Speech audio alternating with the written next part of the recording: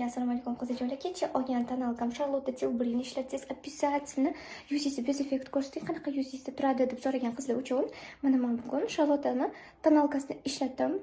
Menga reально yoqdi. Yopish darajasi, keyin yuzda yig'ilib qolmas ekan, keyin yuzda sirasu qotarkan. Men bu issiq kunlarda juda ham premium tonalka xohlaganlar ishlatib ko'rishingizni tavsiya qilaman qizlar.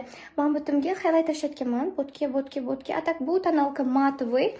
Bunaqa yaltirab turmaydi. Bunaqa yaltirashi uchun highlighterga Glam highlighterni ishlatganman.